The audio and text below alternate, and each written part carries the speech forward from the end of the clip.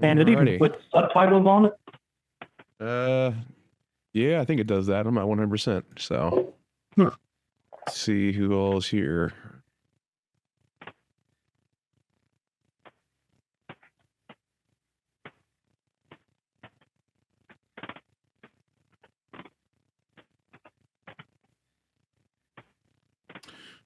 Cool. Let go. I'll give a few people some time here. Kind of roll in here. Yeah, let everybody roll in. Yeah. How's it looking in terms of quality? Looks pretty decent. Yeah, doesn't look bad. Yeah, could be better, but I'm not on YouTube, so I'm not going to use YouTube. Not yet, at least.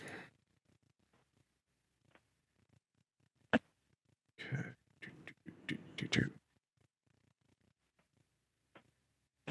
It's pretty late, so we'll see. You're an hour behind us, aren't you, Jordan? Nah, he's still Eastern. Yeah. You're not far from the edge, though, if I remember correctly. Mm-hmm. I don't even remember where the edge is. I know, like the very south side of Indiana is an hour behind. So same time as you guys, or I think. Yeah. We're all Eastern. Yeah. Yeah. Although I know Indiana used to not do daylight saving time, or still doesn't. I'm not 100% on that. No, we do. At least to my knowledge. Certain counties, I think. Kentucky does the same thing, though. So. Gotcha. Yeah, some weird thing like that. But all right, well, there's no one here yet, so it's odd. No one likes us. Normally we have like at least a handful. At least a handful, yeah. All right, I'm gonna blast it signal real quick here and say, "Hey, we're here."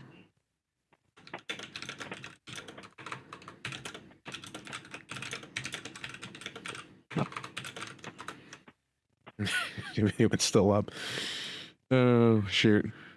All right. Back to this. Current viewer is 1. It's probably one of us. We'll give him until 9:40. If that nothing happens, then we'll just go ahead and go into it.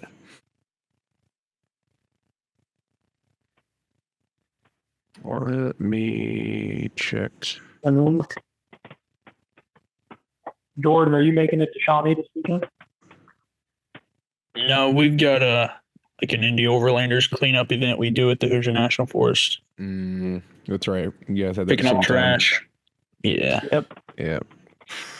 Man, we were otherwise I would have made it on an LBL. Man, we found so much. Yeah, I picked up a few cans at a stop sign. They're just in the grass. I think it was beer cans. Yeah, it's just makes me mad. Okay, cool. It's live on the group at least, so I see that. Let's see what it's doing on Indy. Yeah, I see you posted there. Sweet. Yeah. I posted in the Black Flag group chat. Sweet.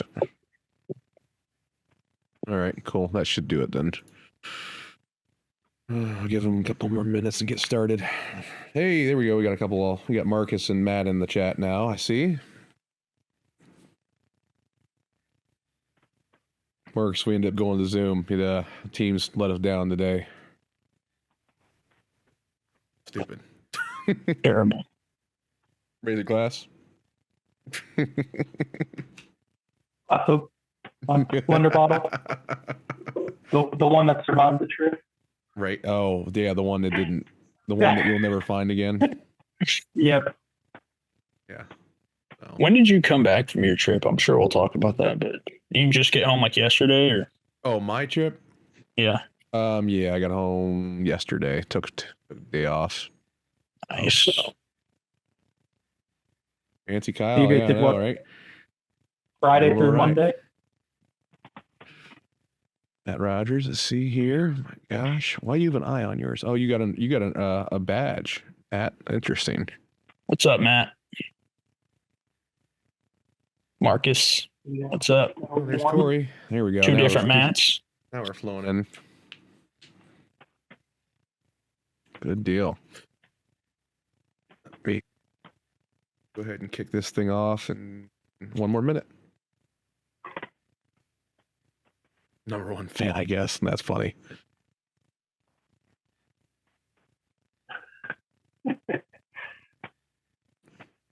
Something else. That's for sure.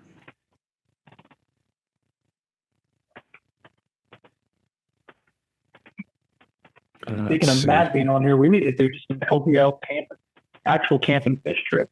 I know. That's going to be the Appalachian trip. Is it going to be a fish trip?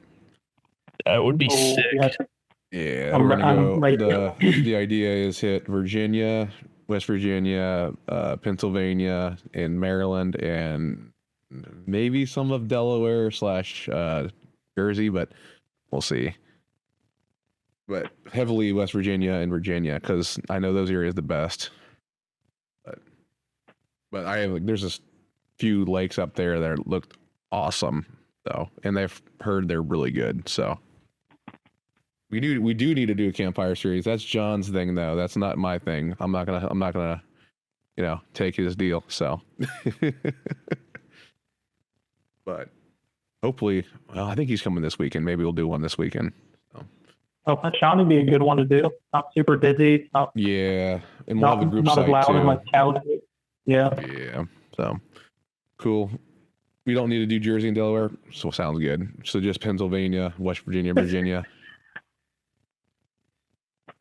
a little bit of Maryland. Cool. All right. Well, we'll go ahead and get this kicked off. Looks like we have enough people here. So I'm gonna have you two introduce yourself. We'll start with Jordan. Kind of give us a rundown and how you got into this. Cool. What's up? I'm Jordan Echeverria. Originally from Indiana, Southern Indiana. When I say Southern Indiana, people are like, oh, like just south of Bloomington. No, like basically Kentucky, like Santa Claus, Indiana area, Huntingburg, Indiana, Jasper area. Currently active duty Army. Been in for like 6.5 years. Pretty much got into overlanding when I got stationed at Fort Campbell.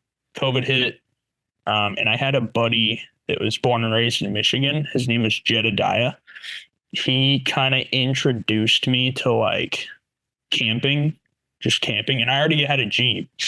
And I just kind of put those two together. And because like one day after work, he's like, hey, man, you want to go pitch a hammock and start a fire? It was like a Tuesday evening. And I was like, sure. I mean, there's nothing else to do.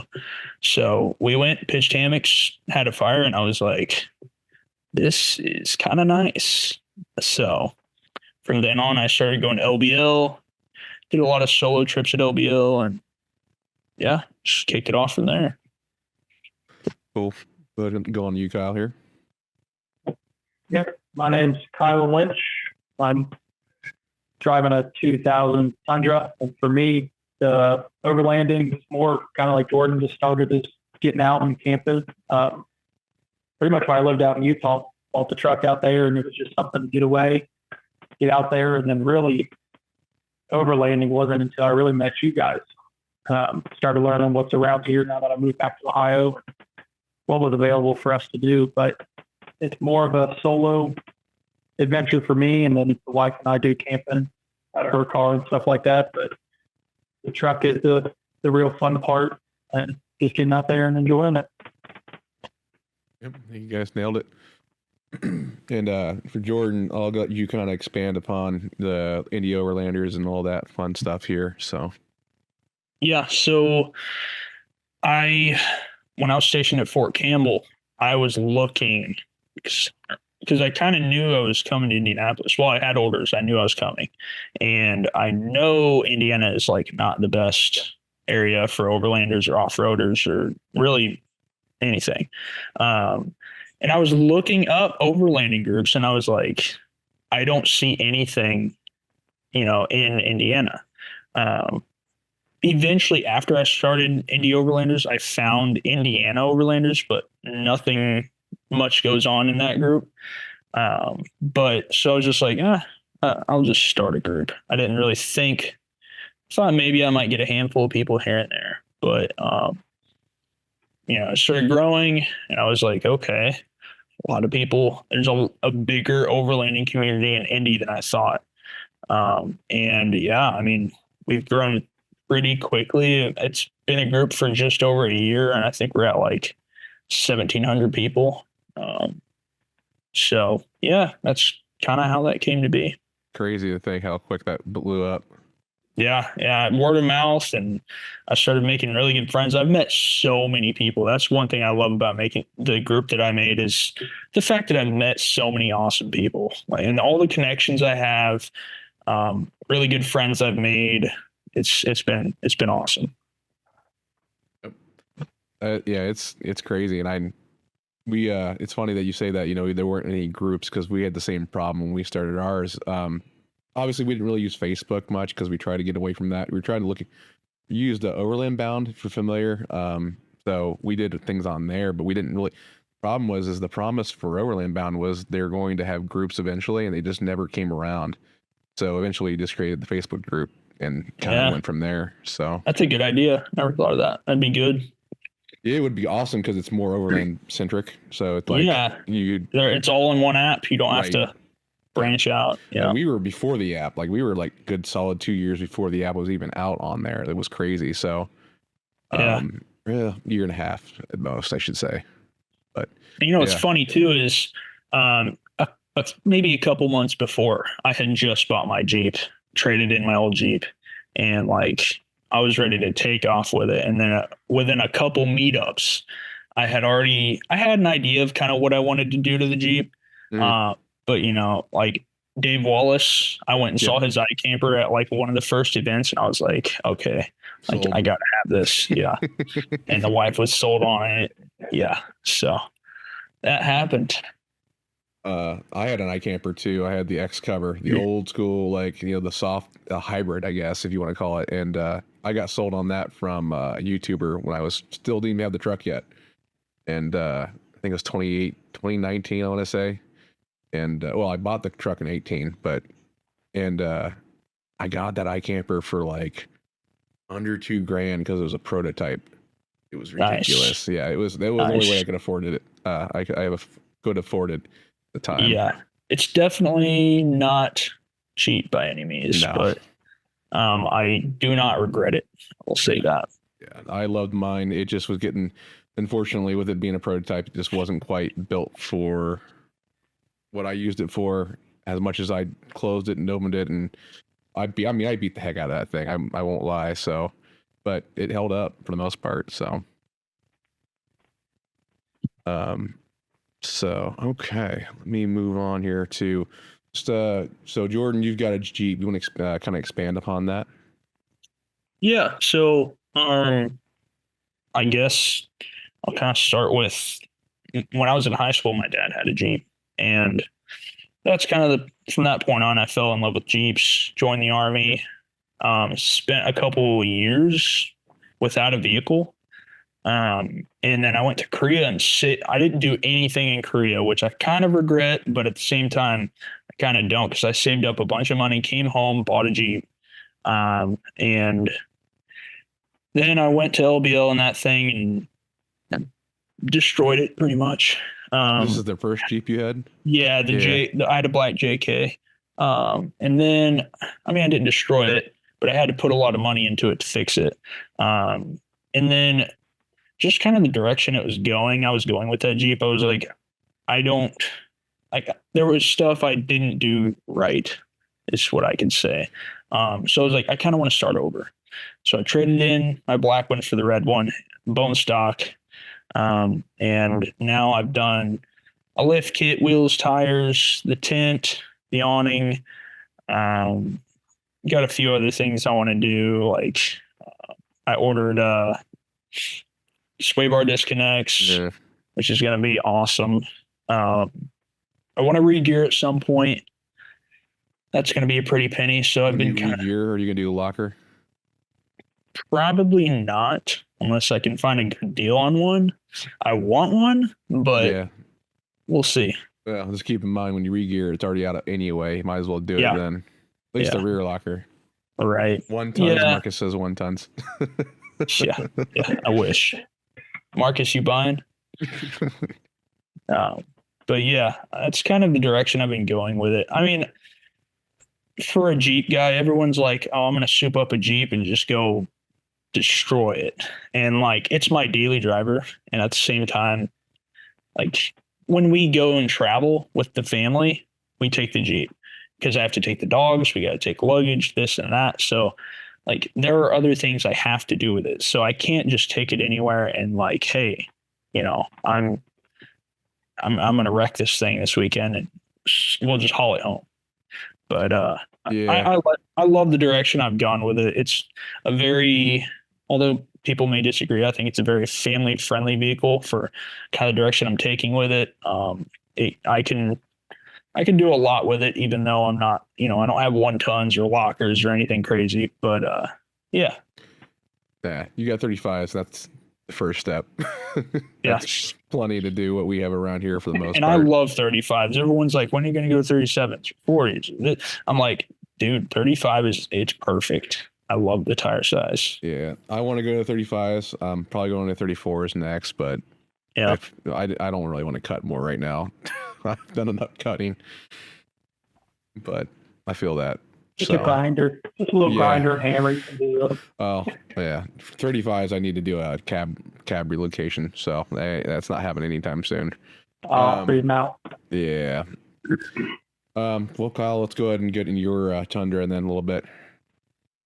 The old first gen, 2000 Tundra, and I bought it bone stock almost 5 years ago now, and then pretty much a similar build to what Jordan got, just your basic suspension lift, bell steams, and then currently just running 31s, 265s. Are they 31s or 32s? They're 31 6.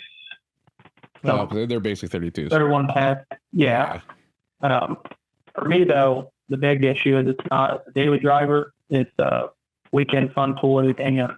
It's a side work pig. So I don't have the luxury of building it out for one specific thing, which it is what it is. Like Marcus said in the chat there, it's good that way because it kind of keeps you on your feet and it makes you think a little bit about, hey, how am I going to do this? How am I going to do that? And honestly, I think that's the best way to do it. Use it as a utility vehicle as it's supposed to be used. Yeah, I definitely use it that way. I mean, it's nice to have the ability to throw the cap on, throw the camp stuff in, and roll. It's not like I got to do a whole lot of stuff. An afternoon, and I'm ready to go. And then come home in an afternoon, and I'm ready to go do side work or whatever it is. But for the biggest part for me with that truck is just 24 years old now, and anything that's on it that I haven't touched is still stock. So I'm fighting some of those parts and all that, but for the most part, it's a great truck. Does everything I'll need. Me crew V8 for hauling trailers and all that. I don't get to go fast like you V6 guys in your new toys, but it keeps up. And even like LBL there, I had no issues with the length or the weight of it or anything. No real complaints. But again, I wish it was just dedicated to one thing. Right. Feel you there, because working on a 24-year-old vehicle also gets a little dicey sometimes because 1 hour project turns into something else real quick sometimes. Yeah, it's clean though. As you and I both found out that one day in Jay's. Jay's, yep. Yeah, I'm lucky. It's for 24 years old. I mean, not much rust, a little bit of surface here and there, but something that's on the list to take care of. I think I still need to get with Wes and get that guy's name for getting it dry iced or whatever they technically call that, fluid film, but got to take care of it for take care of you. True. So, but anything coming up like you guys are planning on doing to it in the near future, either or? I think specifically to the Jeep, there's besides the sway bar disconnects and rate gearing, there's not a whole lot I want to do. Like there's a couple things I want to get. I want to get thinking about getting the water port pressurized water system with the hitch mount, hitching it. Doesn't Robert have that? No, Cole did. I don't remember if you. Oh, it was Cole. Yeah, I do remember. Yeah, Taco. Yeah. But we're taking a trip to the UP this summer, and with the kids, and we're doing it with 2 other families that have 2 kids. And pressurized water to drink water, not just for that, but like spray the kids off after the beach, stuff like that. But yeah, and then I want to get propane. That's another big thing. I'm about to order that. But cool. Yeah, that's about it.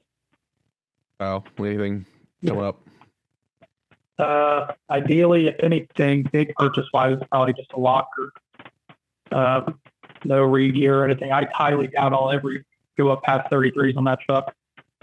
At least until it's fully dedicated, I guess, which who knows when that'll be. But truck specifically, you and I have talked about dual battery set up for working the summer stuff for the fridge, and then just kind of a winch, which will be work and play, help me on both sides of it. But other than that, nothing crazy. The full suspension rebuild done for now, I guess. For now. But other than that, so I pull a leaf out, figure out what else I want to do. But nothing crazy, just overall.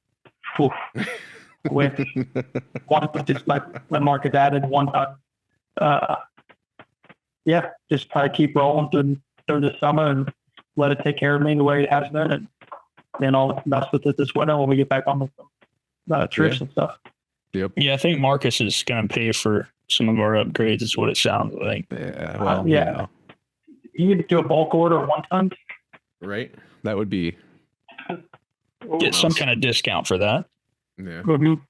I think eventually, though, once I get a new eventual daily driver, and I can kind of retire mine as the, the fun vehicle, I want to do a solo axle swap. That or we'll extend the CV, the IFS out at least, like kind of like what's his name, Dirt Lifestyle Nate out there out west. He built his is very. I like how he built his out. So. Dude, he's got some crazy builds. Oh yeah, he's got everything. He's got the Jeeps, the discos, everything. So. Okay, dually $3,500 coming, rooftop tent, everything. Hey Darren, what's going on? Yeah, he just popped in here. Cool. Oh, there he is. Yeah. What's up, Darren? See you in a couple days, my sir. Let's see here. Oh, I'm sad. I'm going to miss that. That'll be a good time. Yeah, it's all right. It's it's just more of the camping side of things, obviously. So nothing much about the routes, but it's nice to get those social events in every now and then. Yeah, it's relaxing. This is like a good mix of like, hey, you get the social and then you get to ride a little bit. So at least there's something. So, but it just depends. Big change for us a little bit. I mean, did some hard wheeling down the gorge. I feel like to some extent we did some hard wheeling there. LBL, I feel like it's kind of rare we just cruise and just sightsee. I try to get those in just because I know not everyone wants to wheel, it's good to have a mix up and, just take it easy, and don't have to worry about beating on your truck or your vehicle or your rig in general. But it's not too hard to get out to Shawnee, but 2.5 hours for most people. 2 hours, 2.5. What's it from me? How far are you from Coop, technically? Yeah, hold on. I'll find out. You're on the south side of Indianapolis, right? Yeah, the southwest corner. Yeah, like you're not quite to Bloomington, right? No, not at all. No, I'm like more like right on the corner of 465, like in the Indy Loop. Like you see the big circle that goes around Indy? That southwest corner. So like near like Sunshine Gardens. Yes. Okay. You're like, wow, it's probably about 4 hours. Almost 2 hours to I would assume. It's about the same drive it is to Daniel Boone for me. Really? Yeah, that's 4.5. Let's see. This is 3.5, so not too bad, actually. No, Actually, you might be closer than Wes because he's on the north side. So. Oh yeah. See how far he is. And the other just out of thing about curiosity. for us, He's- at least, is how you go in the Shawnee. You can get a pretty scenic drive. Just get down to 52 and get out through Ripley and across down by the river. Yeah, Ripley's nice area. I used to hunt that area a lot, actually. Right off the river there. Yeah. It's a good time. Middle of nowhere for the most part. We You like it though, right? Yeah, you get used to, as soon as you get east of what's it, Mount Orab, it gets pretty nowhere pretty quick. Oh yeah, get down Adams County, all that. So, Jordan, let's talk a bit about your event coming up on Sunday. It's your cleanup event. Yeah, it's Saturday. We're doing Saturday. Saturday at noon. Yeah. We did something like that. Can't remember when it was. I think it was like last early winter, fall. Can't remember when we did it. But yeah, we just kind of showed up at the horse camp, and then dispersed into groups to different sites and routes. Picked up trash at all the sites, and then came back. We didn't camp that day, but this time we're gonna go pick up trash, come back. Did Camp it at the rain a horse bunch camp. the last time? Is that what happened? The tornado came through. Oh, that's right. Down where Jason is, like the day before. Yeah. So- That was when we were doing our first Shawnee event. Because Yeah. Darren, we were with Darren, and Darren got the text that Whiteland got hit. Yeah. And a few others, Greenwood or Green, whatever it's called up there. I can't remember. Yep. Yeah, it was crazy. Yeah, because Jason and Amber were supposed to go, but then that happened. That's right. Remember that now. Yeah, and we actually had a few tornadoes in our area too, but they never made it past the river, thankfully. We just had 70 to 60 mile an hour straight line winds in a forest of old trees, which, yeah, that was a crazy day, as Darren said. Yeah.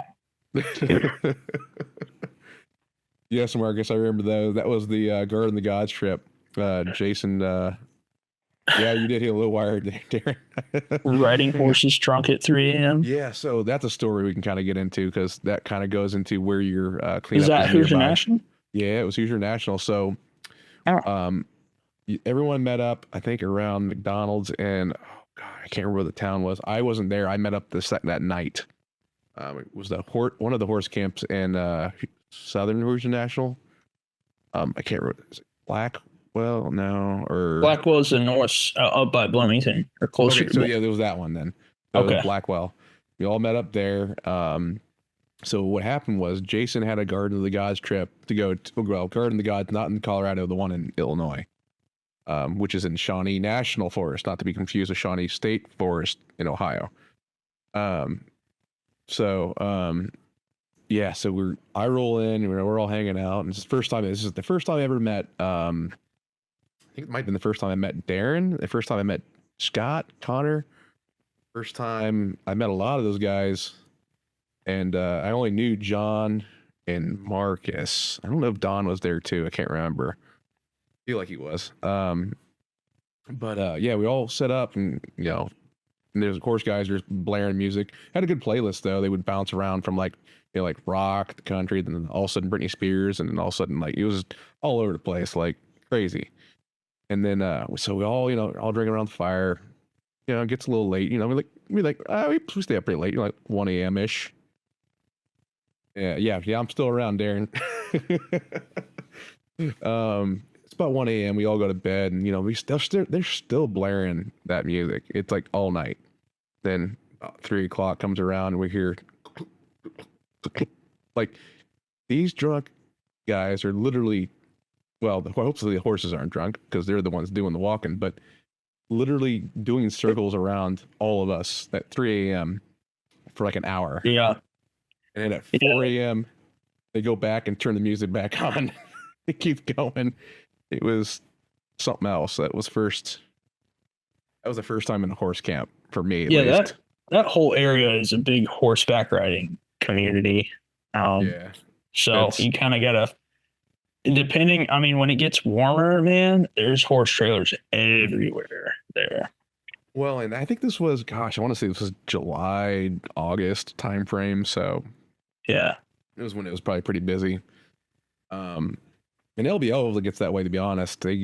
You get there during a certain time months, and especially if you're near the Wrangler's horse camp, and that place is Hikers, just boaters, everything. everything. So Yeah. It's a big, that whole area is a big boating area. yeah, and then I know Daniel Boone. If you go out of the back of the byway, or you get out of the byway area, go more toward like Cave Run. There's a bunch of horse stuff up that way too. So like near Cave Run Lake, Moorhead, Kentucky. So speaking of which, we have an event coming up for that private event. So keep an eye on that because it'll be fun camping time. So yeah, for sure. Yeah, I think it's like first weekend of June, I want to say, but it's around. I think you told me about that. Yeah, it'll be a good time. So for sure. Oh, let's here. Let's see. I'm gonna read the chat here a little bit. Yeah, Marcus. Yeah, it was a good playlist. Oh, Scott Connor's here. The man, the myth, the legend.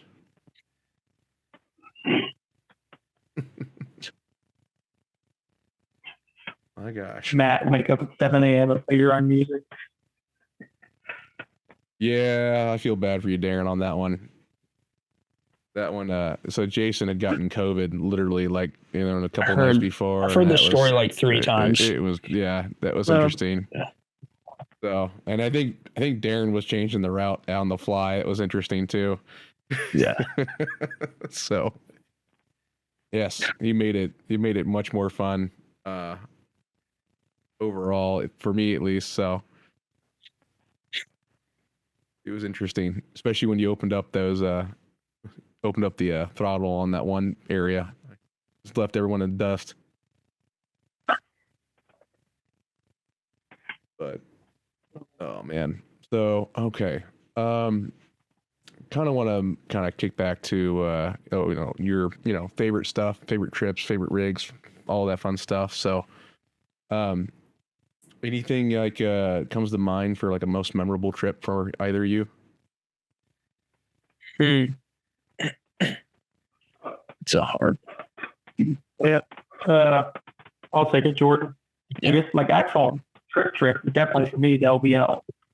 Was this past one? First time down. Yeah, first time I've been down there. But for me too, that's the first what I'll call really faulty day. Most I've done there was before that would be leave work on Friday, go down to the gorge, camp out at Cali's right Saturday, camp out Saturday night, come back home like day. So it was definitely nice to get the full view of what this hobby and what overlanding and stuff like that, especially in the bridge setting, is like. So that was really nice. That drive back though was brutal, isn't it? Yeah. After a long day too, driving down there, it's not a horrible drive though. No, it's just a long way. So Kyle, did you go to Moonlight Barbecue? No, I had to get back home here, so I split off. Everybody else kept going, and did everybody enjoy it, Sean? Oh yeah, I think so. I'm trying to think. So it was Corey, myself, Corey's Rob wife, went. Rob, Sherry. Oh, now I got through my head here. Gosh, there was a couple. Denny and Heather, and then shoot. Oh God. Trying to think if there was anyone else. If I forgot you, I'm sorry. But there was quite a few of us. And John. That's right. John was there. That's right. Yeah. John and Matt. Matt? No, Matt. Did Matt go? No, Matt didn't go. Matt and I left. He went to Louisville. I kept. Rich says Moonlight was worth the trip. Yeah, Corey. Good. That was. Yeah, I'm going to hit that every time I come through that area. So such a good spot. Yeah, we got in right before the lunch rush too. Church rush. Yeah, it was gonna be bad because as soon as we got in there, it started filling up pretty quickly. Oh, it's true, Chris. Yeah, unfortunately, Chris. I don't know if you knew this, Jordan, but he lost a wheel bearing on the way home. I heard about that. Oh, yeah. That's what I referenced earlier. So while all this was going on, everyone left and my wife was like, "Hey, like you can stay another night if you want." So I was like, "Okay, I'm gonna go to the Garden of the Gods." So I drove what it was like an hour and a half drive It's from about, LBL it's about right. Yeah. all the way up there. I cruised around and come to find out there's like no good camping there. It was Like very one campsite, and it's like, yeah. Yeah, and then I was like, I could find a good spot at LBL. And so that's when I texted you and was like, hey. So I went all the way back to LBL, another hour and a half drive. Stopped at Walmart, got a speaker. There you go. Got some food, went to that spot, and oh my gosh, I'm telling you, top two, top three spots I've ever been to. It was fantastic. Yeah, that's my favorite spot personally. And the sky cleared up. The water, you could hear the water hitting the shore. It was a beautiful night. Did the barges come through quite often? Yep. Yeah. Twice. I think twice it came through. Yeah, they're not too bad, but they're kind of cool to see come by. Yeah. But yeah, no, the best time to go through that area, in my opinion, is 2 times. So if you're up on the bluff, when it's windy, you can, and it's summer pool, you can hear the waves crash, and it's like windy, but like not too windy, obviously. And then when a thunderstorm rolls through, because we were there, God, what was that? Year ago, almost 2 years ago, come May, and I was watching it. I was watching the lake. I'm like, man, it looks like a pop up, like up to the north there, and like we should probably batten down the hatches. And sure as shit, literally within 15 minutes, it was downpour, thunderstorm, nothing like wind wise, but just pouring rain. And this is when I was in between tents. I only had a cot tent at the time. Yeah, so that was fun. But I just stayed in the I knew it wasn't gonna last long, so I just stayed in the truck until it passed. But because we really weren't in bed yet, we were like 8 or 9 o'clock, so it wasn't like late. This is the same trip we watched The Northman on a projector screen at that spot. Nice. It was nice. Perfect. Yeah, Fancy Kyle would have been impressed. I'll think that's real fancy right there. I tell you what, though, going from that bay that we were at for 2-3 days to that spot that was like right on the lake, it was awesome. Well, it's that area, and then I got a few others I got to show you though. We gotta get down there again. So smaller group. Sure. So that's a hell of a group site spot, though. Go ahead. That's a hell of a group site spot. We were out there. Yeah. Like I would be interested to see what the spot I thought would have worked out, but it would have been overkill for as big as we actually, like the spot I was talking about could probably fit 500 vehicles easy. And the problem is it's not near the water. It's on a creek, and then if it rains, I'm worried about people like Matt's Maverick. Don't know if that was going to get out of the mud area. Like honestly, really though, rained. Neville Bay, it was perfect because it's right there by Grand Rapids. You can go run into town, grab something. It's right perfect there. It's closer for all of us since we're coming from the north. Yeah. Minus the Alpha Whiskey guys who are coming from Nashville, but they're only 2 hours away to begin with. So, did you meet any of those guys? No, I bounced and didn't end up going back to Neville. So, gotcha. I met the one guy you introduced me to. Okay, that's cool. Yeah. Good deal. I just make sure you at least met one of them because, they're a good bunch. They're a little wild, but, Marcus. Yeah, so. Wait, what was the spot we've done a few times? Oh, the spot we've done a few times was, that's another spot I need to show you.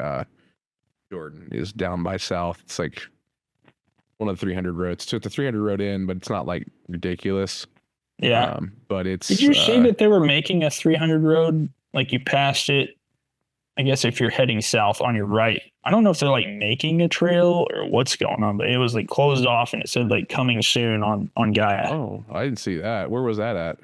It was on the south side.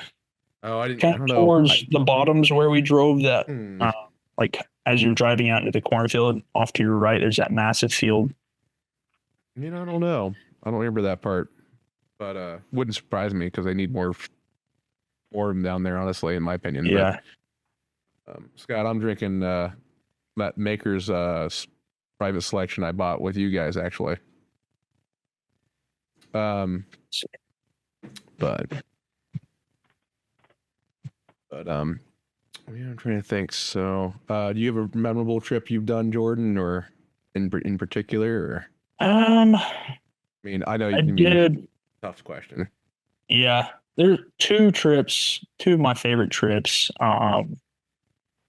Honestly, like my favorite trips, not a whole lot of wheeling stuff. That's to expect, to be honest. Yeah. So I mean, I went to Daniel Boone. That's probably my favorite wheeling trip. The trails we did, I did the first day too. Yeah, I did the first day. I wheeled the first day. The second day, I was set up and I was like, I'm not I don't leaving. want to tear down. Everybody else had like trailers and stuff, so I was just like, I'll ride with somebody. Yeah. But yeah, That's that was fair. super fun. I definitely want to go back there. Maybe with you guys or something. Yeah. Are you gonna come next weekend? Not this weekend. Next Probably weekend. not next Yeah. weekend. No. It's gonna be tough. There's a lot going on, so I understand. Yeah. But yeah. But my two favorite, I would say, is one of the first times I went to LBL. I went down kind of a wheelie trail. It was just really rutted out and washed out by the rain.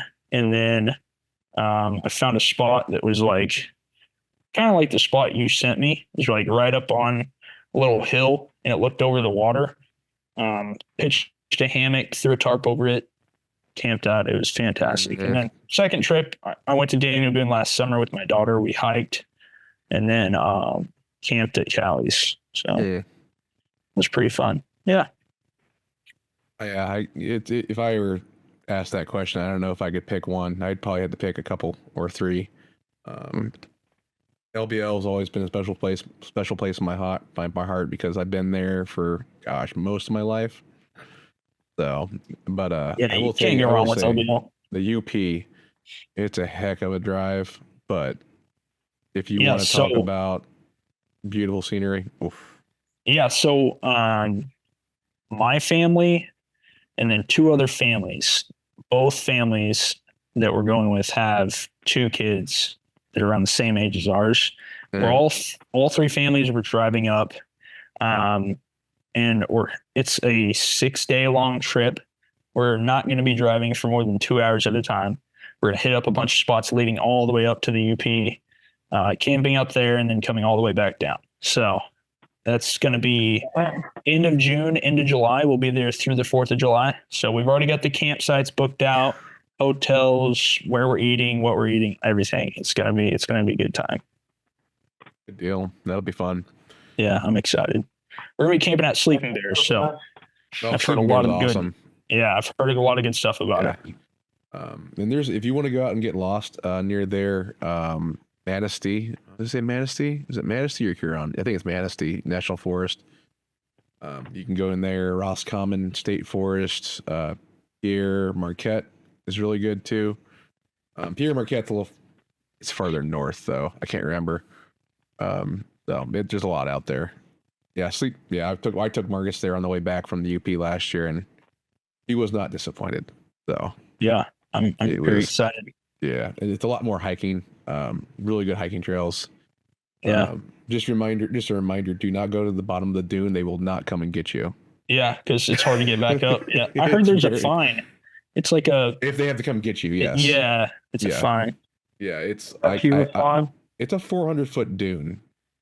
So yeah, it's like climbing it all fours up a hill. Yeah, it's pretty rough. I'm not gonna lie. Yes. Yeah, if we took our kids down there, it'd be game over. But down in Pierre Marquette there's some awesome spots if you want to get away. But if you're gonna have two other families, it's probably not gonna be the best spots. But it's really cool. Yeah, we're more so going for the beach and gotcha. Campsites, camping, stuff like that. Nordhaus Dunes, which is a little further south. I'm not sure if it's on your list, but check that out. It's near Muskegon. Okay. So it's a little further south of You'll have to Sleeping send Bear. it to me. I'll send Yeah. it to the guy that's kind of planning it all out. Yeah, I just think it's an easier. So if you don't want to go all the way to Sleeping Bear, it's a good stopping point. So breaks the drive up a little bit. Yeah, that would be nice. We are doing like 3 nights of camping, a hotel stay, 3 nights camping. Yeah, With all the do kids. all clean up.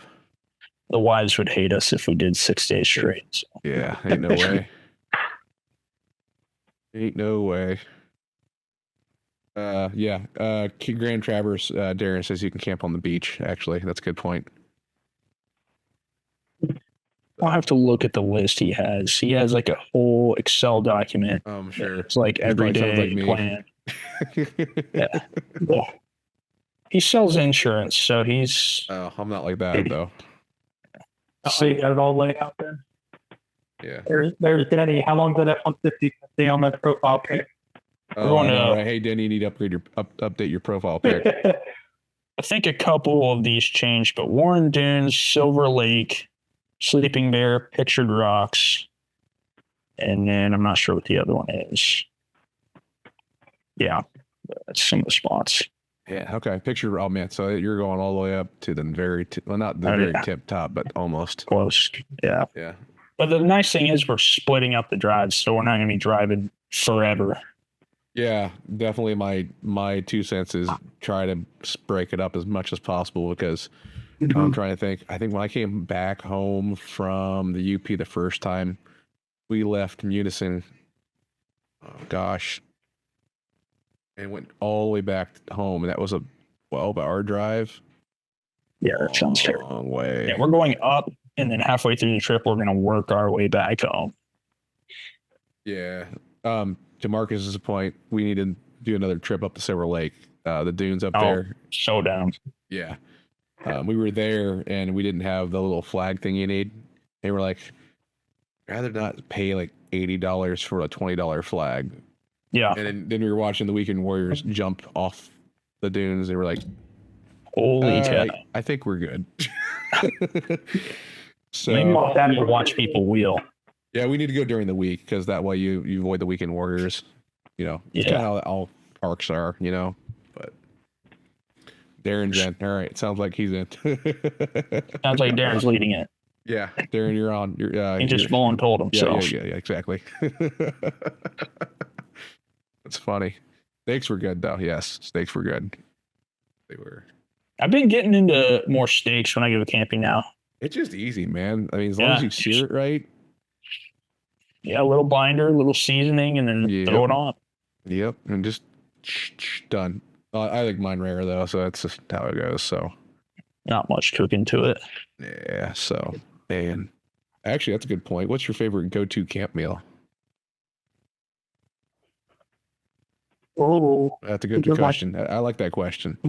I mean, I'm gonna say steak and like mac and cheese. Probably it's easy. Also, I'm a big quesadilla guy. Quesadillas are super easy. Yeah. Tortillas, cheese, and then maybe throw some pre-cooked steak or chicken in there. So easy. Or a little fajita. Oh yeah. Oh yeah. Super easy to do. Can't go wrong with a good quesadilla. Kyle. Cool. Yeah. Burritos, quesadillas, like the wife and I go, we'll just like pre-made cases, like Chipotle bowls. Heat them up, throw some cheese on them, but everything's cooked. You don't got to worry about raw steak, raw chicken, whatever it is. Not that you're not going to cook it, but you're still, you got to walk all over everything, whatnot. So we just do that, throw seasoning in it, warm it up, cheese, burrito, wrap it up. Yeah, man.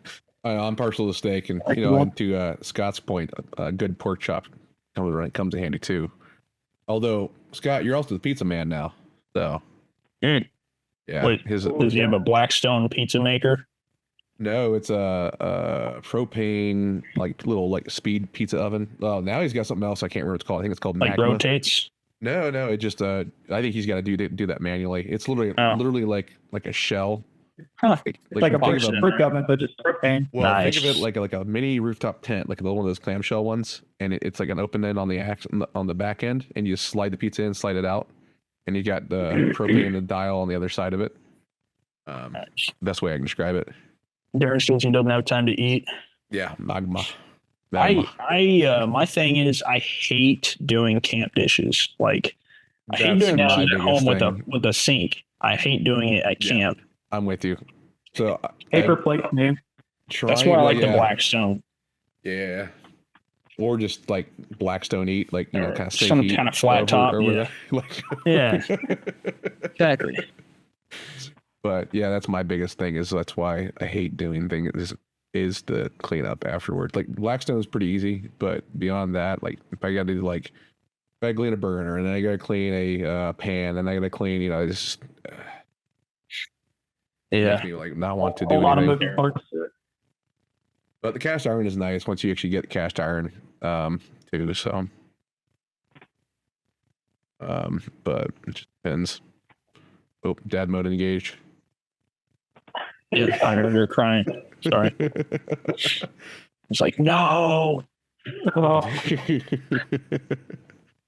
do the kids do when you get drone this trip, Jordan? So I have only taken my 2-year-old. I took her. She was a little over a year old. Is when the first time I took her, and it was like just a test the waters kind of trip. I took her to a local, super redneck, creepy, sketchy campground. Didn't realize. Yeah, it was. I mean, it wasn't a bad spot. It was like right on the creek, but there were like people like living there. Ooh. So it was a little redneck, but it was fun. Yeah. It was just a test of water thing. It was like 15 minutes from my house. So my biggest thing is I wanted to see how she would sleep, and she sleeps great when we go camping. So that's the main thing. And I can take her to the tent, let her wind down, she'll fall asleep, and then I can leave the tent without her waking up. So super nice. Yeah. Well, she handled the storms last time we were out in Brookville. Oh yeah. She slept right through that. Jason and I were soaked. Yeah, I saw you. I opened my window. I could see Jason's dad's canopy fall through, and that's when I got soaked. Yeah, we were doing okay, and all of a sudden that wind came through, and man, it picked that thing up and bent that pole, and it's gone. Oh yeah. Oof. Big events, though, I don't usually take my daughter to big events because she wants to just go say hi to everybody, and a lot of people want to talk to me, and I want to talk to a lot of people. So it's like I can only focus on either taking care of her or talking to someone. I understand that. Yeah, but you don't want to be that guy with the free range. Exactly. Yeah, which is why I go on a lot of solo trips with just her, which I love when we just go together. It's a good time. Your father-daughter bonding experience too, which is good. So it's really fun. It's peaceful. She's easygoing when it's just her and I. She doesn't run off or anything. She just does her own thing and plays. And it's fun. So next year, I want to make sure you need to make it to Squirrel Camp with Tony's crew. Yeah, that's a party. Yeah, for sure. That's a party. And Kyle, you need to make it too. No excuses this time. Yeah, I'll walk in if I have to. Whoa, Marcus. Whoa. Take it easy there, buddy. Whoa. Hold your horses there. All right. Hey, boy. Yes. Simmer down, boy. Simmer down. Insert Red Dead Redemption quote. Yes. Perfect. Yeah. Oh, man, that's funny. And sure. Oh my gosh! So let me just double check something here. This one's kind of a good one for new guys or new people getting into the thing, and especially when they have similar builds as us. Is lessons you've learned while you're building. Like, what do you do, and what would you advise against doing it in future? Templates. What was that? Your puck suspension lift. Don't do pucks. Yeah, no pucks. I get that. Don't do pucks. I fell into the trap of just piecing together what, like if you're gonna do, you're gonna go to 33 and you know what you need to get there. If it takes another 3 or 4 months to save up to do it, just do it all in one shot. You save on the labor, you save on time. I mean, it's what can do it. That's kind of my big thing that I've learned. 2 things I would say.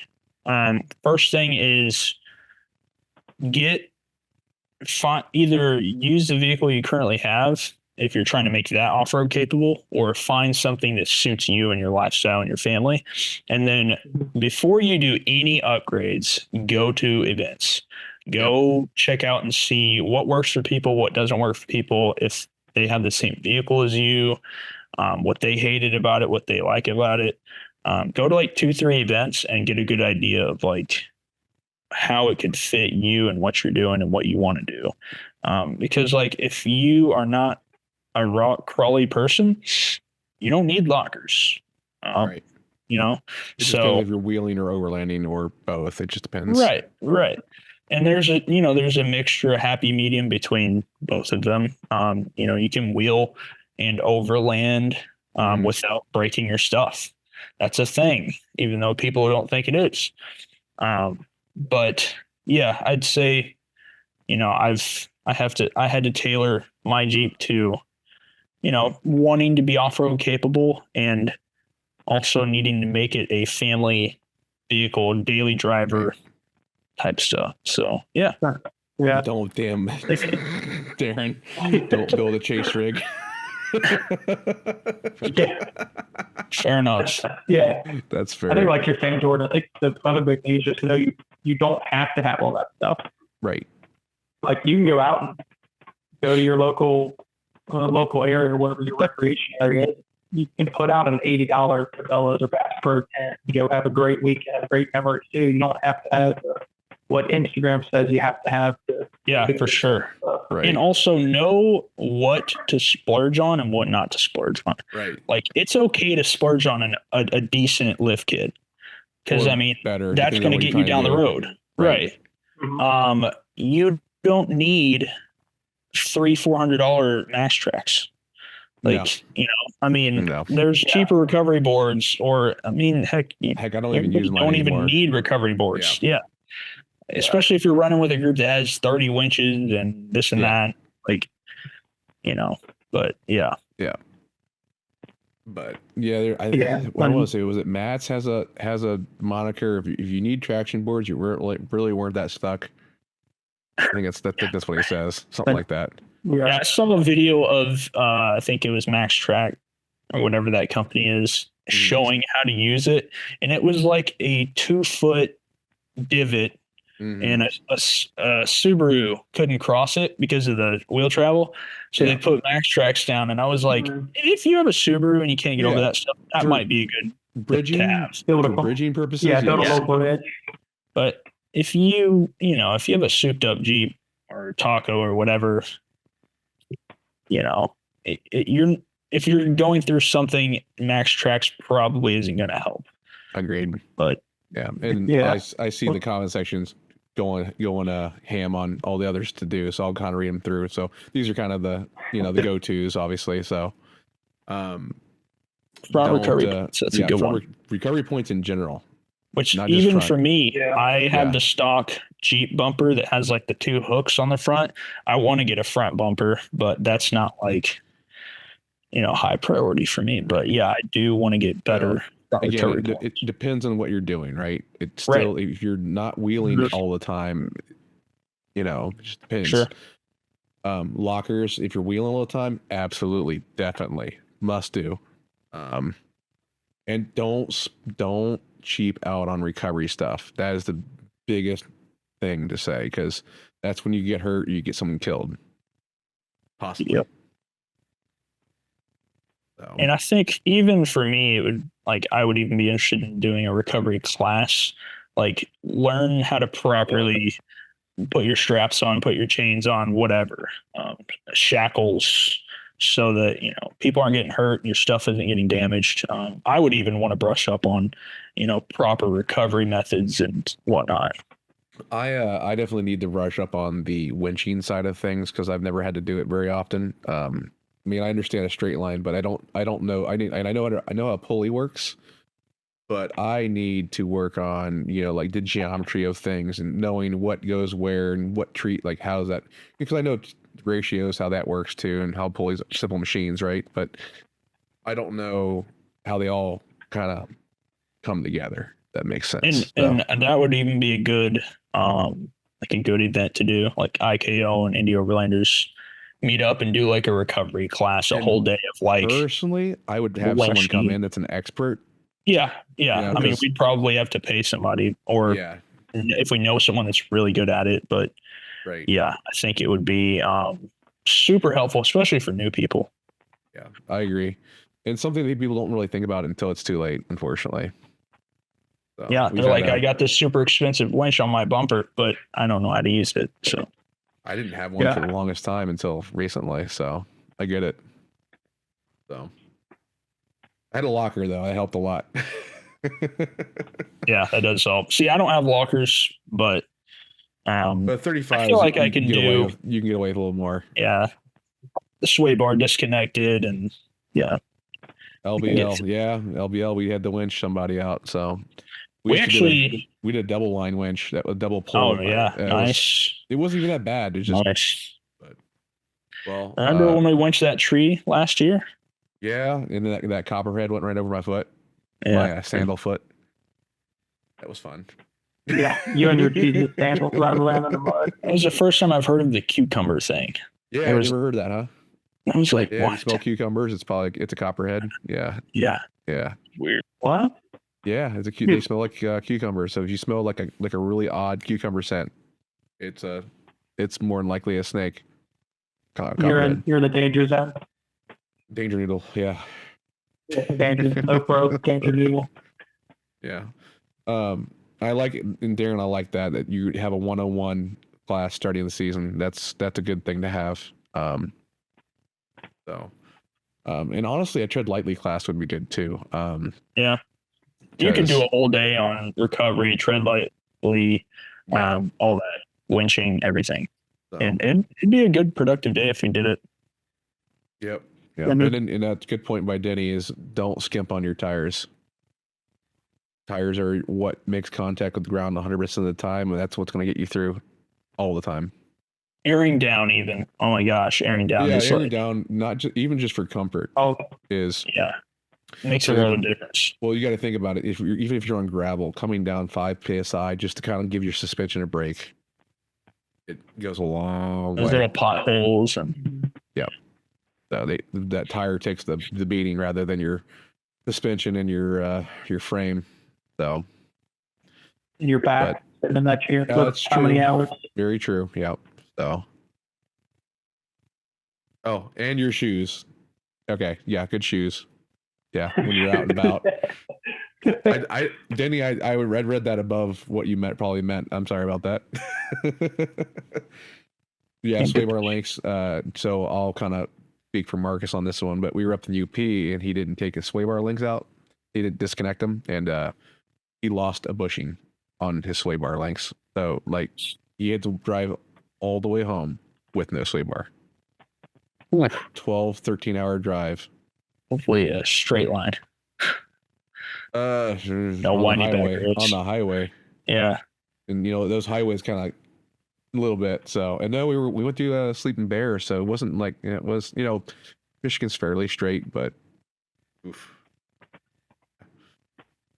But I actually have some really cool Crocs that I'd like to show everybody. Oh yeah, okay. These bad boys. Oh, look at that. Velcro straps. I mean, that's like lockers basically on Crocs, but this is 4-wheel drive. Then you got lockers. Oh, I see. I want to get a like a winch or a light bar right here. Oh my God, that'd be hilarious. Or a plow for when it snows. I've seen the plow. That would be funny. Oh yeah, that would be awesome. I'm I actually coming around. I'm a big Croc advocate. I'm coming around. They're anti-Croc for the longest You got to get time. the right ones though. Like get these. Spend a little bit extra money and get the good like trail rated ones.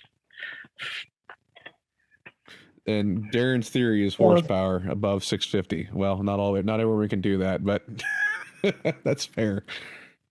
Yeah, I don't think I have that ability. Well, we could. You just got to put an LS in your Tundra, but yeah, the horse buggy with 2 horsepower was going up that trail we went up last year. That's true. Oh, they did it with 2 horsepower. All right, that was crazy. Just a lot of torque. Yeah. and low weight. Actually, Denny brought up another good point: is build light. But obviously depends on what you're doing. So if you're not wheeling, you can kind of go a little heavier. But yeah, if you're not seriously wheeling, like I'm not. So I'm not. I guess I would say I'm not. I don't follow that serious. I say I'm like in the intermediate. So, we like the same stuff. I like what you do. It's all enjoyable. It's not gonna. Yeah. I'm not gonna break something. Well, no, we broke stuff before. Well, but anything it crazy. happens. Yeah, but I mean, it's gonna happen. But yeah, no, like I found my limit, and that was when my oil pump stopped working. So that's my limit. That's a good comment.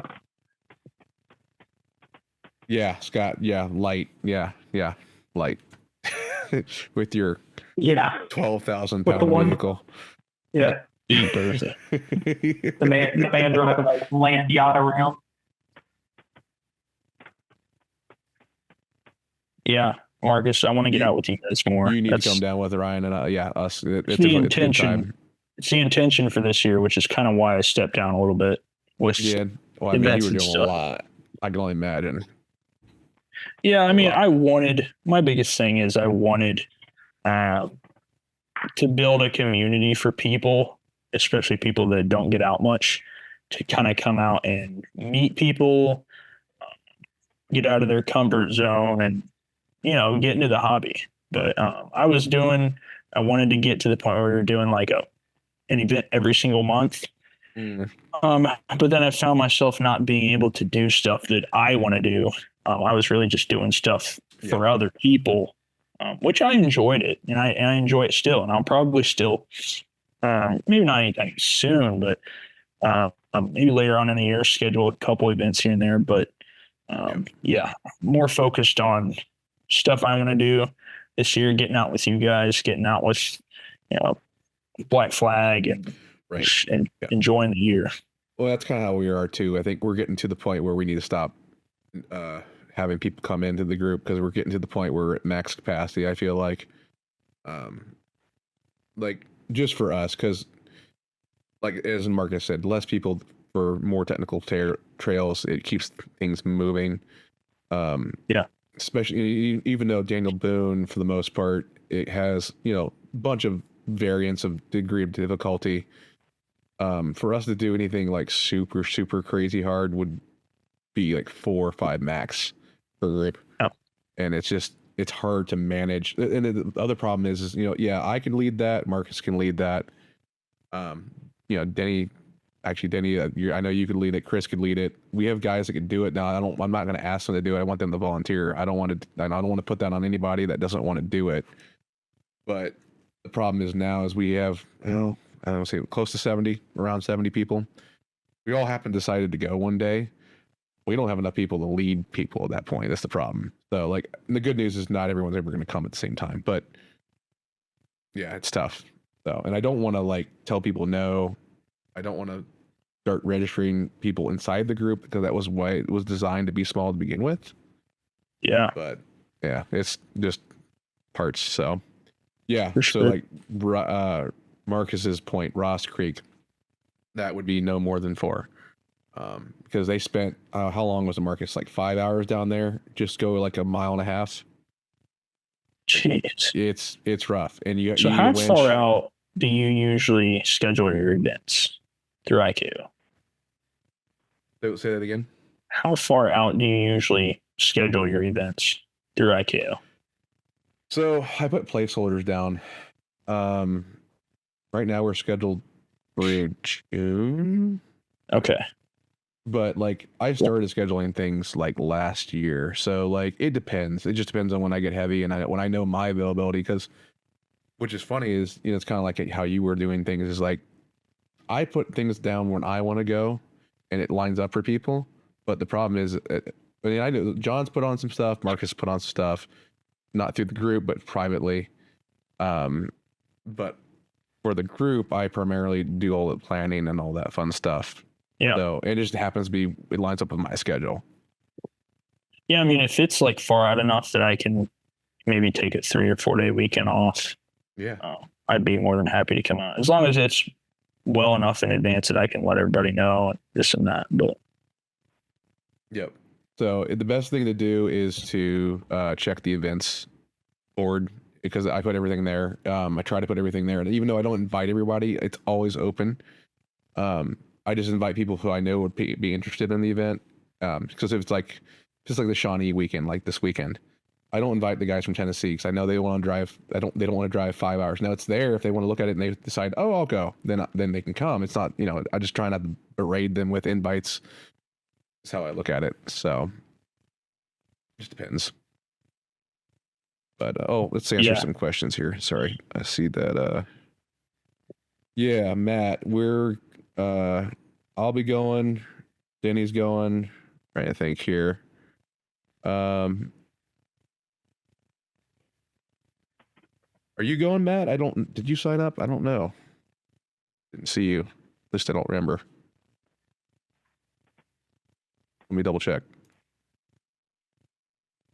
You're going. Cool. Good deal. You got my email then? And Bailey's here. Hey, Bailey's here. That's nice. Cool. Yeah, so there's quite a few of us going. I think there's like 20 of us and then 10 publics. So it's a big group. Nice. It's going to be... You gonna let 2 groups on? 2 or 3, depending on how many guys or gals I can get to kind of run the trail. I want the person leading to at least run it once before, just because they know what's coming up. But so there's a couple others out there that there's not much to that's what I'm worried about. What's up, man? That's what I'm worried about. Yeah, there's a few of those driving up the road, and you got to tug to get not only that, but you could be going a little quick on the gravel, and then there's a cliff and a turn. And, yeah, so yeah. Hey, trees. Yeah, exactly. Like when they're falling on us, or damn near. Yeah. I don't know if you mean hey power level. Marcus, what do you consider technical rides? Oh, that's right. I got you, Matt. That's my question for you. Would it be, is Daniel Boone, are those trails technical to you, or there are some technical ones down there, but is technical more than that? Yeah, it's an opportunity for a recovery learning moment. True. Yeah, some of them. Yeah, I would say same with him. Some of them. Yeah, like Mountain Springs is technical. Pumpkin Hollow. Pumpkin Hollow used to be. It just depends on what sections of the CAD are easier. Sections of the CAD are like gravel roads. Other sections, the majority of the CAD is easy. Majority, yeah. I would say 80%. Yeah, because we've done. Actually, I think I've done like 80% now, and yeah, I've seen videos of guys that go down like it's a back road. Well, it was designed for most places. Yeah, you do need, in Marcus' point, you do need lockers for Pumpkin during the wet season. But Marcus, the last couple of times I went up Pumpkin, it just hasn't been what it used to be. Crazy. We did that. I did that with a buddy, the buddy that invited me. We did that at night. It was our night ride, but I didn't drive. I just rode with somebody. But gotcha. I wish I would have driven. It would have been fun. Yeah. But spas, even spas has gotten kind of iffy depending on some areas, because there's that one area where it's washed out. You can see they cut into the side of the hill, and you like a stock, or I should say a stock Bronco, but like a built Bronco, how wide they are, like they have no room. They're literally the width of the trail. I can't remember what trails we did. I know we did Pumpkin Hollow at night, but if you did Pumpkin, you did spas probably. Okay. Because they're tied together. They meet at the top, and then you come back down. Yeah. Okay. But the first day, the trail we did, we had a Chevy Colorado, a Bison. Is that what they are? Like the Bison. The Bison edition or whatever. The Bison's like the super high version. Yeah. Well, that thing, he had to make like 4 different turns to get from when we had to make different turns on the trails, and he had to back up, pull forward, back up, pull forward. Yeah, a couple times. He's a short bed, right? I don't know. He sent it off to AEV to be like decked out, but so it's like the Bison AEV like equivalent. Yeah. Yeah. Still though, well, I mean, if you don't know how to drive it, you don't know how to drive it though. But if you're not familiar with the vehicle yet either, it's another thing. So Yeah, that was the first time I met him. So 40-point turn. Exactly. Depending on where you're at, there are some areas like that. I just don't know. I can't think off the top of my head. But let me go get a truck. On hunting the same stuff. Say that again, Kyle. You're talking about spots of hunting some 40-point turn areas. I'm trying to think of what would be a 3-point turn area in general down there for a small truck. Oh, I was gonna say small truck. I don't know, but one for me that came to mind is the little shell clip on spots. I guess that could do it. If you got a wide turn, back up a little bit, but there's not. Yeah. I mean, there's not much down there that I can think of. The only spot I can think of down there off the top of my head is down off the Cat, where you go underneath a concrete bridge, and like a long bed taco would need to do a little Austin Powers. But that last waterfall that's what we're talking about, where that shell obstacle is. That's. Mm-hmm. I mean, it's more if you're longer and you're wider. And yeah, and Marcus made a good point. Is if your tires are too big for your lift, that could cause issues because you're rubbing. But I don't know. We also had a stock Gladiator with us. What trim? I can't remember. Yeah, stock Gladiator. I think it was a Rubicon. It was like a 37. So it was probably on 35s then, I assume. Or 33s, at the very least. I think it was 33s. I'm not sure. Yeah, with 33s, the Gladiator's departure angle is still a little rough. He made it through, but it was. Yeah. I mean, actually, it's got worse departure angle than I do, and I still bash my back end every once in a while. Oh yeah, you scrape your bumper carrier all the time. Yeah, well, yeah. Not quite your bumper so much, but. Oh, Denny confirmed 33 for a stock Rubicon Gladiator. Wonder how he knows. Yeah, he got through it. Yeah, he scraped the back end like once, I think. It wasn't bad though. He got through it. Good deal. Yeah. But I'm just trying to think down there. But yeah, in terms of technicality down there, there's like a good mix, but they're all scattered about. Just depending on what you're looking for. And then actually, Marcus really, really, really, really likes Vinton County, Ohio now that he's found that gem with Chris and the boys out there. But 40-point like that. But I'm trying to think what else. I mean, obviously you can go to Wind Rock down in Tennessee, but that's a park, but kind of not a park at the same time. It's so big. Trying to think. Out west in West Virginia, you can get into some stuff too. I've found.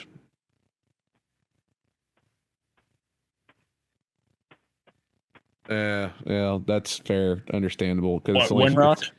No, Bailey. She loves Vinton, but can't stand some of the people that go down there. Which it's everywhere, unfortunately. No matter what you do. I tell people all the time that I own a Jeep, and I can't stand Jeep people. Fanboys in general. Not the greatest. But yeah, so Vinton is fun. I'm trying to think what else. Like West Virginia, like near the Hatfield McCoys out that way. That's fun. Been out there. Duck. Oh, that sucks. Someone left a glass bottle in the Waterfall Creek and sliced your sidewall. Dang. That would not be fun. Yeah, that's the problem. Especially when you have, locals. We see that at LBL all the time anyway, too. Hoosier National Forest is the same way. You see the locals do it. Everywhere. I don't get it. It's limited with the areas around it, Marcus, to have some fun stuff too, though.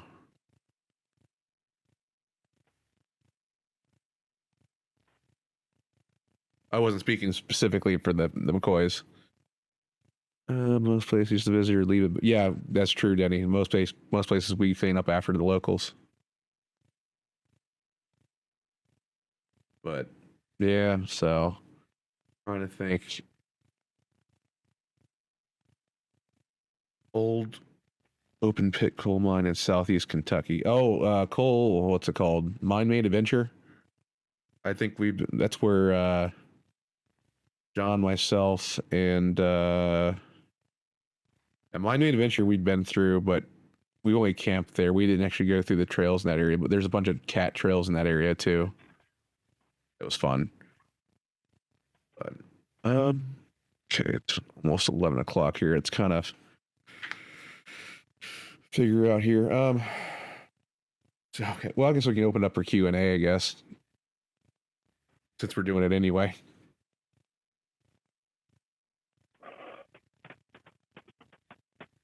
That's true. Coalmont we do need to do.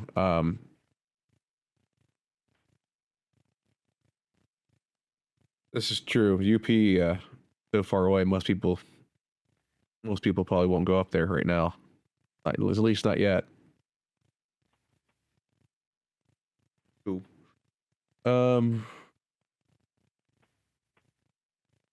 Kyle, did you fix your door? And he asks.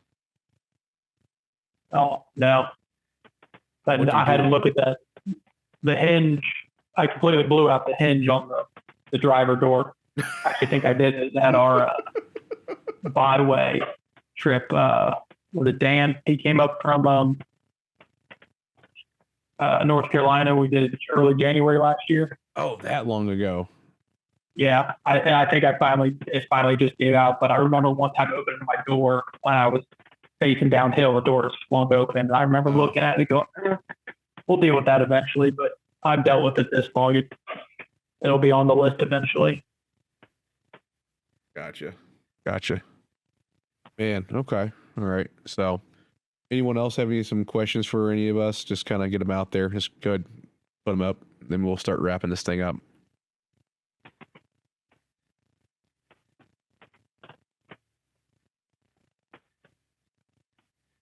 Let them catch up. I think they're about 20 seconds behind us. Types of vehicles are we all running? All right. Well, I'm running a 19 Tacoma. Marcus runs an XJ. Jordan's running a 19 JL. Kyle's running a Jeep 3000. Yeah, 2000 Tundra. And then That'd be fun, Marcus. We got some Rangers in the group. Denny just bought a new Gladiator. A new Ranger and old Ranger. True, yeah. We got an old Ranger. We got Sam's Ranger. Just came back. 04, I want to say. Cool. Yeah, a couple different Tacomas. I think it would be fun to do those, like a trip, like Marcus is saying, like maybe do a wheel and canoe trip, camping trip. We've talked about that. Go to like the gorge and do wheel a little bit on the Daniel Boone, then hike. Yeah, like, we talked about Boundary Waters actually. At one point. That would be. It's fun.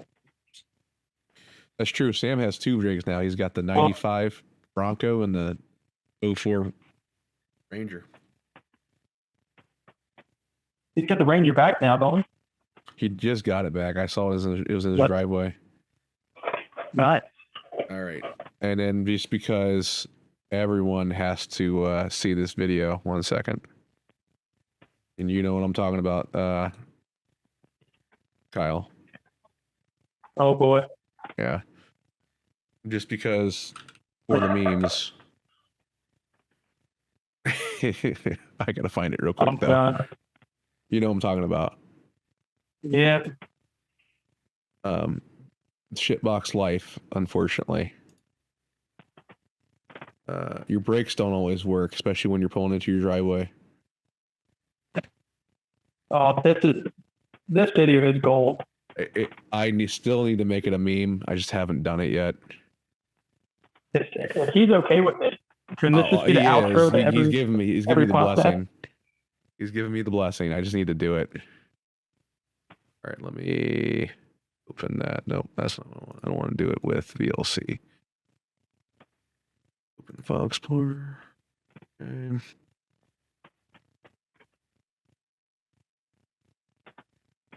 Come on. Oh, yeah.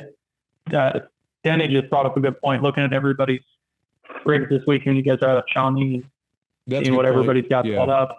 Perfect Yeah. time to do it. Yep, come on Yeah. and take a look because that's going to be the best time. So, all right, here we go. I'm going to share my screen and I'm going to share it on the, what you want to call it, on the other side of things too. Let me make sure I grab it. Do we have any other gladiators in the group? Coming up this weekend? So we have more of them in there, but I'm not aware of, let me move this real quick. Let me play this real quick. Ready? Yeah.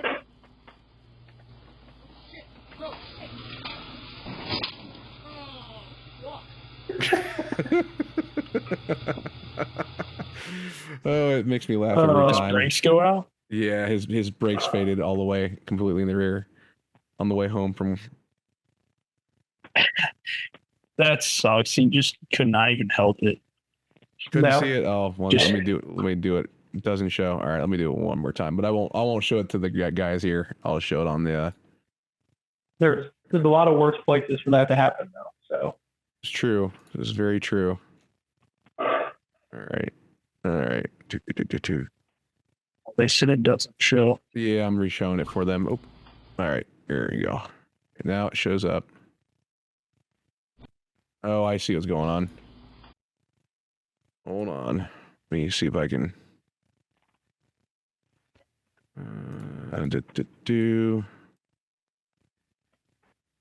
Let's just do it this way then. I'm just going to screen share instead.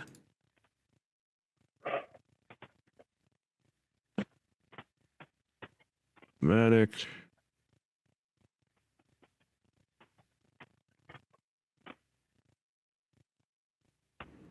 Gonna take a second here. Oh, here we go.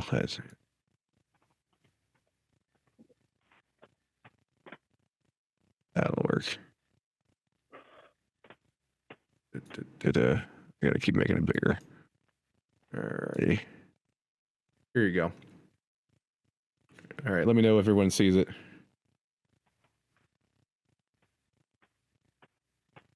Especially on your guys' side too, if you guys see it. I see it. I'm looking at Facebook right now. I see it. All right, here we go.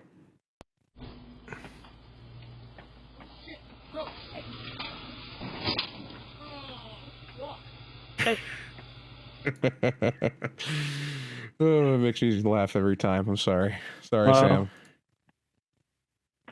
All right, cool. Oh, man. But cool. At least he's a good sport about it. Yeah, well, he's the one that shared it with us, so I mean, he didn't have to do that. That is, yeah, he could have saved it for himself. Yeah, it's true. So, yeah, Jason. Oh, yeah. But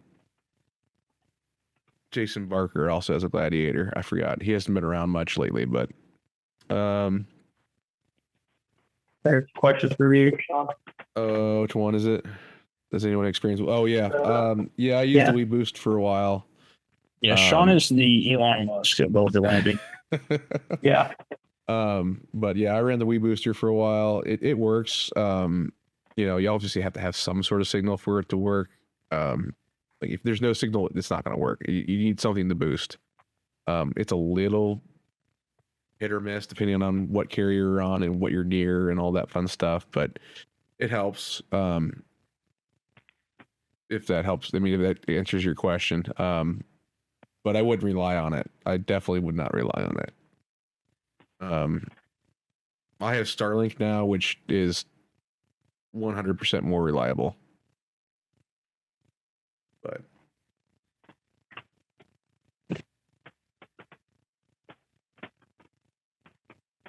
yep.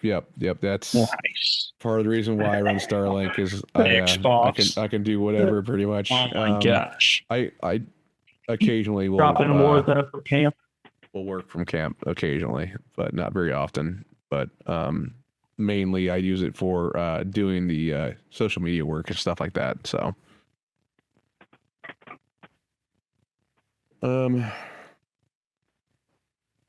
yep, I remember that. We were watching Letterkenny, like the whole season 5 or something like that in camp. Yep, so that was a good time. And then the locals came over and we had a party. That was fun.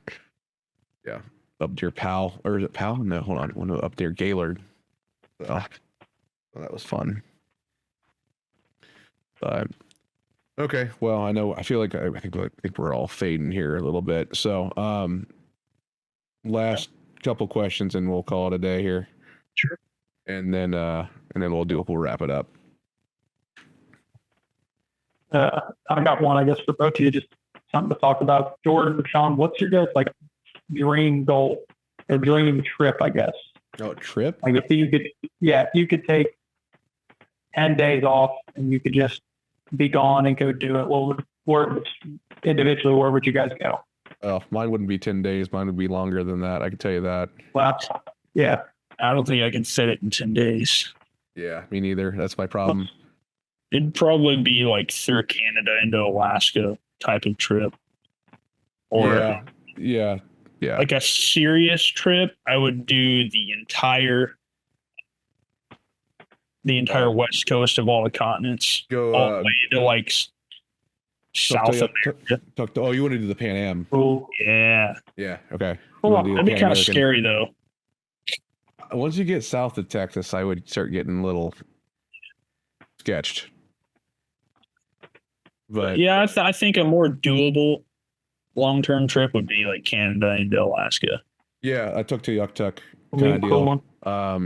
Would be cool. Or so yeah, from maybe like I don't know, maybe not Seattle, but maybe like a little further south, like Bend, or go all the way from Bend all the way up to Tuktoyaktuk and come back.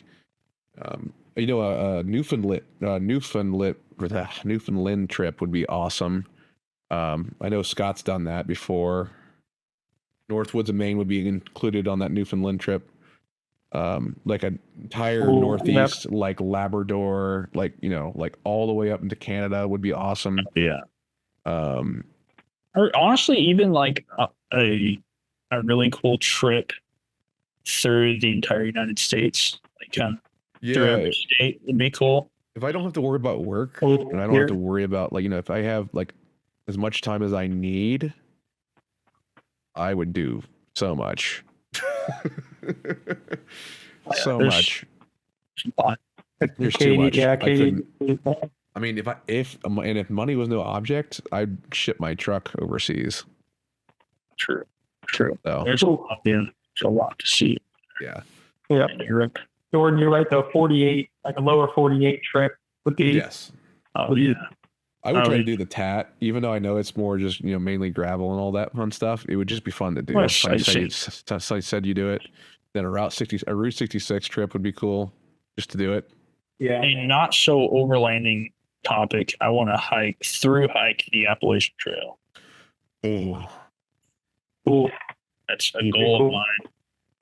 Probably I've done like 10 miles of it. That's about it. Yeah. They do sections of it is on our list too. Yeah. But yeah. Those 10 miles are on the Smoky Mountains too. That's all I've done of it. So yeah. I'm not a long distance hiker. Not right now. But ooh, a guy I think we're Pacific Rest. What was that, Kyle? I think when you guys just did your Smoky trip, we're pretty much doing that in May. Middle of May, we're going to do Cumberland Gap and Falls, and then down to the Smoky to spend some days there. We've talked about hiking that section of the Appalachian Trail too while we're there. It's nice. I started. Where did I start? I started at the Newfound Gap most of the times. So we're You're- 441 in the Tennessee North Carolina line meet. I've gone 5 miles up and 5 miles south of there. That's the only sections I've done. So It's kind of why my Instagram isn't like something Overland, just because I like to understand. hike, camp, Yeah. wheel. I like to do it all. Yeah. Technically, Overland can encompass that, you know. Yeah. But I get it. I understand. You don't want to box yourself into a corner. That's like the trips where we would go wheel and then maybe hike, camp. That'd be a fun trip. Yeah. Canoe, kayak. Get out on the water. Yeah. Fish. Yeah. I do, you know, honestly, another thing I thought about doing would be like a Florida kind of overland trip and then go deep sea fishing. Yeah, that'd be fun. Never been deep sea fishing. I mean, that's the only kind of fishing I've really ever done, but it's fun. I'm in Hamilton, Ohio. You live in Ohio. What do you mean you've never fished on a lake? Let's go. No, I've done it, but that's not the majority of what I've done. Like I had family in Florida that I would go down all the time, see, and we'd go out fish there. Sure. So, but you know, like for whatever reason, I just never spent much time in Ohio fishing for whatever reason. More hunting than anything. Yeah. But I'm in Indianapolis.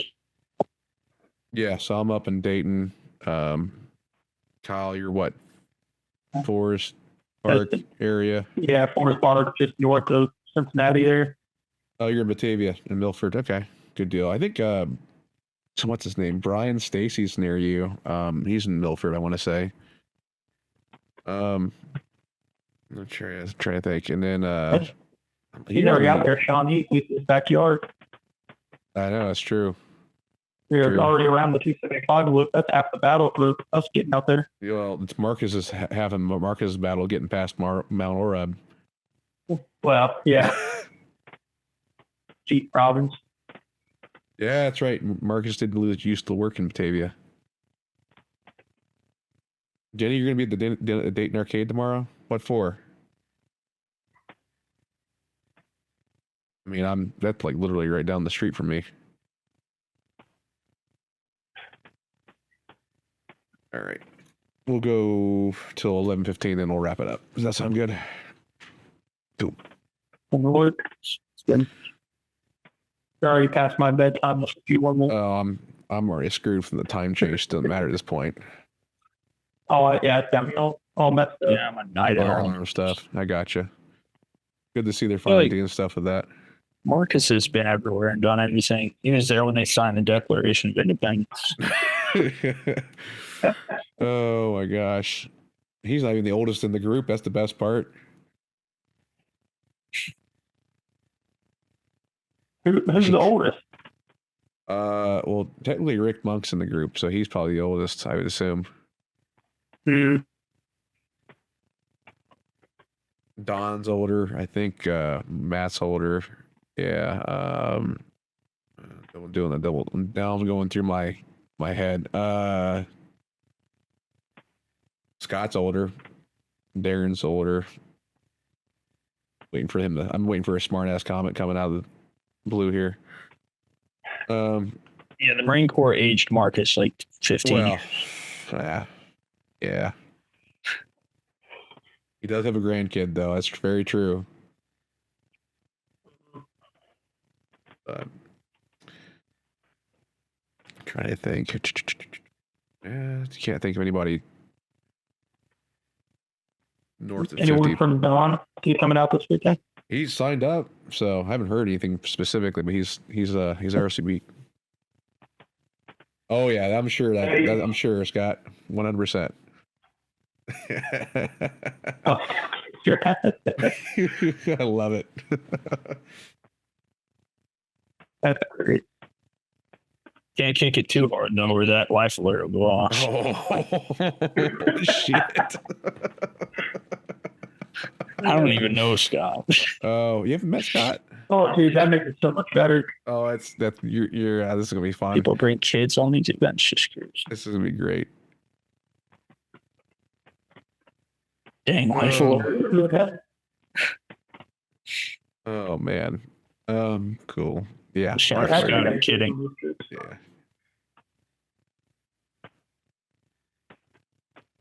Yeah, we do allow kids. Just if it just depends on how comfortable you are with other people, obviously. So I get that, Bailey. I get that. For a weekend away, I get it. Yeah, I'm gonna be drinking. So That'll be fun. But yeah, okay. Well, You're still do a little putt-putt tournament while you're out there. is your putt-putt out there? Yeah, right there, right before you check into the campground. I never saw that one. Really? Yeah, you, If you're coming from the lodge. Coming from the lodge? Yeah, come up the hill there and you turn right to like go into the campground and a little check-in thing. Literally like right in front of you I there. forgot that was there. You're right. Oh my gosh. Yeah, they got some little Yeah, oh, Matt, that's not off topic. Bourbon drinkers, yes. yeah. God. Say no more. So that's funny. Cool. I'm going through this. Your wife going this weekend? Mine? Yeah. No, she'll be doing the the solar eclipse one. But that's right. it. I just saw Mark's comment. I know he saw it too. Yeah, so she's gonna bring some fun. Boy. Ooh, okay. Sounds good. Hey, well, someone tell Wes to bring his stash too. Gosh. Cool. All right, well, we're getting pretty close to ending time here, so we'll wrap it up. I'd like to close it out with like what's coming up next for anyone's group. So Jordan, go ahead and bring up anything that you want to kind of plug or anything like that. Yeah. I mean, obviously we're doing the cleanup this weekend, and then we're doing an old mill run, Adams Mill run, I think. But we're gonna head up there. It's like north of Indy. There's a really cool spot surrounded by a creek, circles it. You can camp there. You can take a tour of the mill. It's just kind of a sightsee type of camping trip. So that's the next scheduled Indy Overlanders event. I don't have anything else, and I don't really plan on scheduling anything through the group. Probably till after October, maybe November. Yeah, that makes sense. Yeah, that's kind of how we are. This is our only public event coming up, and then I will be attending a couple of public events. I think I'll be going to the Draglines Walking Giants that Tony Merriman is putting on with Weekend Wanderers. So if you're interested in like history and stuff, actually it's out by you, Jordan. It's an Indy, so it's those big dragline mine things or excavators out there, southern Indiana. Cool. So I'll be out that way. I think it's first weekend of April, I want to say, or second. It's either first or second. I can't remember. Mostly trying to. I want to head out with you guys, so I'll make it out for your events. Yep. So I don't know if we'll do another public one until October, but we'll see. It's just the group's gotten big enough. We're tough to manage at this point. So, but you know that feeling. So, all right. Well, thanks guys for coming on, and thanks for everyone for watching. Hopefully we'll do another one in about a month. Yeah, we got some maintenance to do too. So I got long travel to put on. So that'll be fun. So cool. Yeah, that'll be a good time. Yep. All right. Well, guys, thanks for coming on, and we'll catch everyone later. Yeah. We'll see you guys. See ya. Yeah. Thanks for doing the Shaun. Yep. No problem.